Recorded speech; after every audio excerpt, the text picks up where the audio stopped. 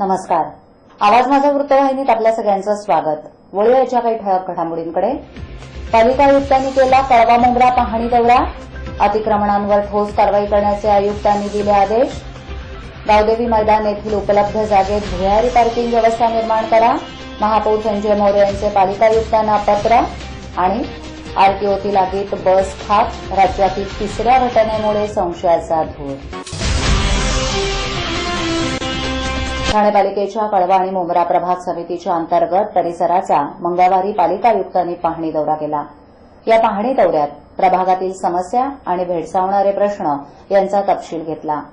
दरम्यान संबंधित अधिकाऱ्यांना या दोन्ही प्रभाग समितीतील कर, पाणीपुरवठा वसुली आणि होणाऱ्या अतिक्रमणांवर त्वरित ठोस कारवाई करा असे आदेश दिलेत. पालिका आयुक्तांनी पाहणी दौऱ्यात सकाळी 10 वाजण्याच्या सुमारास प्रारंभ केला. प्रथम आयुक्त जयस्वाल यांनी साकेत रोड कळवा दरम्यान बांधण्यात येणाऱ्या पुलाची माहिती घेतली.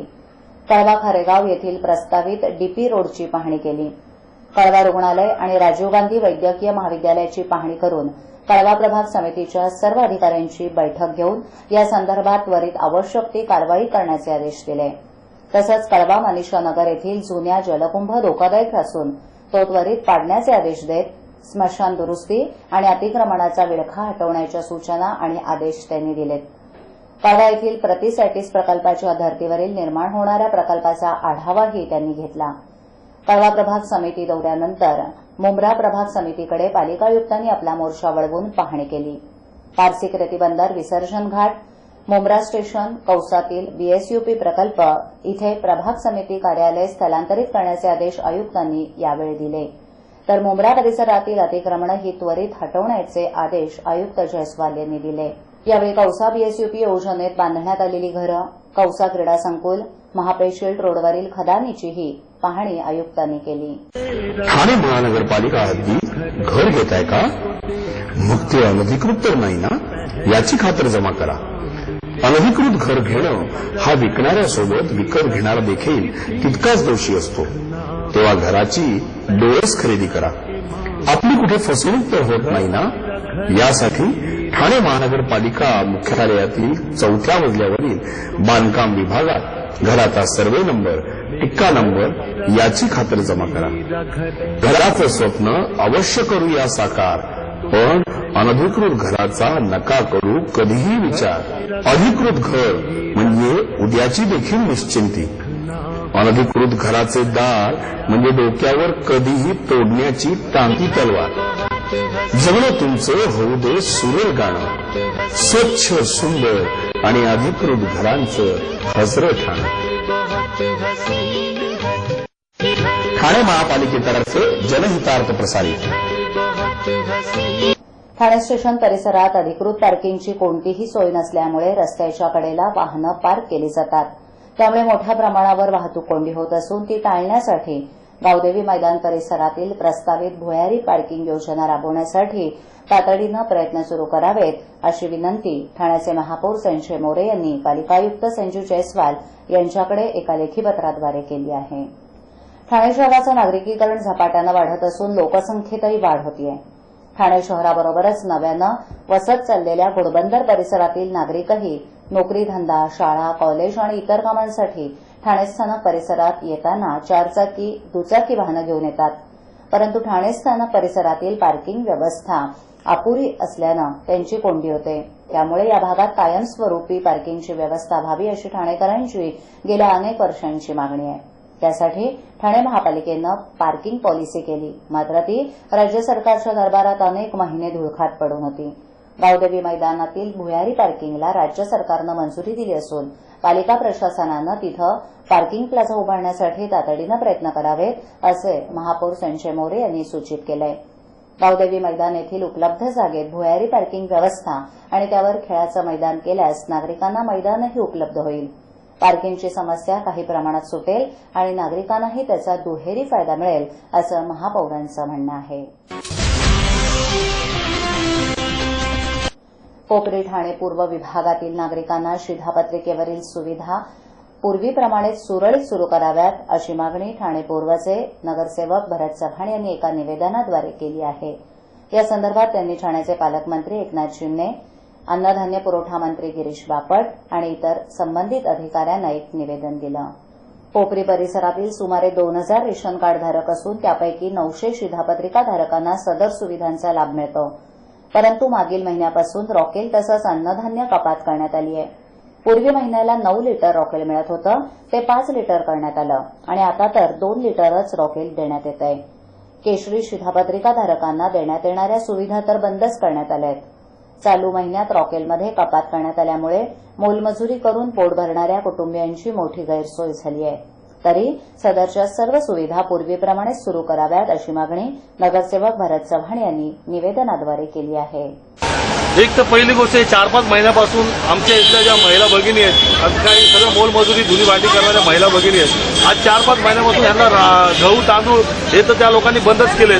परत राखेल जे 4 लिटर महिन्याला भेटत होतं ते आता 2 लिटरवर आले आणि त्या परत 1 लिटरवर आणल्याबद्दल बरेच लोक महिला भगिनीच्या आमच्याकडे तक्रारी आल्या. त्यामुळे आम्ही मुंडे साहेबांना आज जे VCR आहे त्यांना भेटायला आलो की सदर लोकांना जे काही जे 4-5 महिन्यापासून जे तुमचं काय आजचे दिन आले ते जरा बंद करा की जेणेकरून आमच्या लोकांना त्या मुखात तांदूळ भेटलं पाहिजे, गहू भेटलं पाहिजे, राखेल टायमावर भेटलं पाहिजे.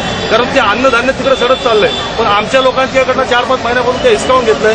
मला हे समजत नाही काही व्यापाऱ्यांसाठी ही पॉलिसी निर्माण करण्याचा सरकारचा नियम दिसतो असं दिसून येते. बाबा उद्या फी भरावीच लागणार. पैसे पाठवू कसे? सोपं आहे. TJSB मध्ये खातं आहे. हो आहे. गुड. एटीएम कार्ड आहे. मग पैसे इथल्या शाखेत टाका आणि त्याला कुठल्याही ATM मधनं काढायला सांगा. बँक नेटवर्कच्या कुठल्याही एटीएम मध्ये तुम्ही TJSBचे एटीएम कार्ड वापरू शकता. बाबा पैसे मिळाले. आता बँकिंग इज नो टेन्शन यार. ठाणे महानगरपालिका असो किंवा मुंबई महानगरपालिका नेहमीच पाणी वाचवा असं लोकांना ती आवाहन करताना दिसते. थेंबे थेंबे पाणी वाचवा असे लोकांना उपदेशही देत असते. परंतु जेव्हा त्यांच्या पाईपलाईनचं त्यांना काम करावं लागतं तेव्हा मात्र हीच पालिका लाखो लिटर्स पाणी वाया घालवते. ठाण्यात मागील 2 दिवस पाणी कपात सुरू असतानाच दुसरीकडे मात्र पाईपलाईन दुरुस्तीच्या नावाखाली लाखो लिटर्स पाणी वाया घालवलं जात आहे. पाईपलाईनमधील हवा काढण्यासाठी त्यांना या पाईपलाईनमधील पाणी असंच वाहून जाऊ द्यावं लागतंय. ठाण्यातील 16 नंबर वागळे परिसर आणि वर्तकनगर परिसरात असंच काम चालू आहे आणि लाखो लिटर्स पाणी वाया जात आहे. जवळपास 2 ते 3 तास हे पाणी असंच वाहत होतं. ही पाईपलाईन मुंबईला जाणारी मुंबई महानगरपालिकेची पाईपलाईन आहे. लाखो लिटर पाणी वाया घालवून हे कर्मचारी काम करत आहेत. खरं तर या अनेक वर्षापासूनच्या पाईपलाईन्स आहेत. तरीही अनेक वर्षापासून हीच पद्धत चालू आहे. या पाईपलाईन बनवण्याच्या कामामध्ये बदलाव करणं गरजेचं आहे. काहीतरी तांत्रिकदृष्ट्या या महानगरपालिकांनी बदलाव करत हे पाणी कसं वाचेल याकडे पाहण्याची गरज आहे. ठाणे आरटीओच्या आवारात उभ्या एका बसला अचानक मंगळवारी दुपारी आग लागून ती खाक झाली. गेल्या आठवडाभरात नागपूर आणि मुंबई पाठोपाठ आरटीओ कार्यालयात आग लागून वाहनं जळण्याची ही तिसरी घटना असल्यानं या आगीतून संशयाचा धूर येऊ लागलाय.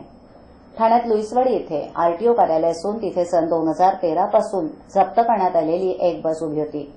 मंगळवारी दुपारी 3:30च्या सुमारास या बसनं पेट घेतला. आग आटोक्यात आणणारी यंत्रणा या कार्यालयात नसल्यानं बघता बघता आगीनं रौद्र रूप धारण केलं.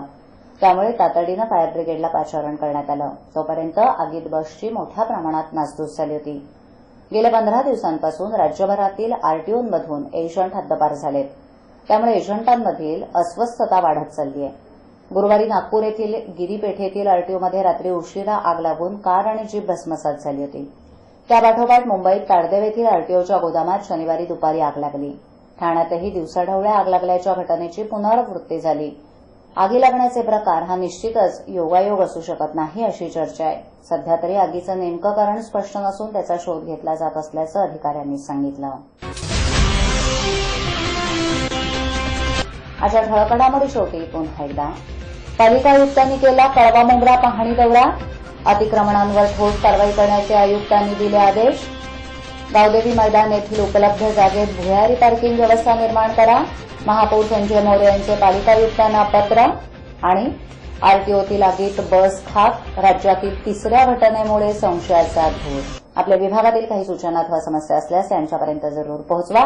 आम्ही तुमचा आवाज नागरिकांपर्यंत नक्की पोहोचवू. आम्हाला संपर्क करण्यासाठी आमचा पत्ता आवाज माझा 103 सैलेख आदर्श नगर समोर कोलबाड रोड ठाणे पश्चिम. आमचा दूरध्वनी क्रमांक 97735033326. आमचा ईमेल आयडी awazmaza.tvnews@gmail.com. आवाज माझावरील एखादी बातमी पाहिजे राहून गेली असल्यास युट्यूबवरही ती तुम्ही पाहू शकता. तर मग उद्या पुन्हा भेटू याच वेळी याच ठिकाणी काही नवीन घडामोडींसह आवाज माझा वृत्तवाहिनीत. तोपर्यंत नमस्कार.